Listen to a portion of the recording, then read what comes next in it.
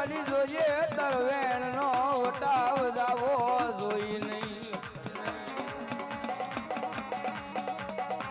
હે ભરાયું એ મેરડી છે ભાઈ એ એક મેરડી મળી હોય એને પૂછો કે મેરડી હું છે ભાઈ અને જગતની માલપા અને મેરડી મારી અડી ગઈ હોય ને એને પૂછજો કે મેરડી હું છે ભાઈ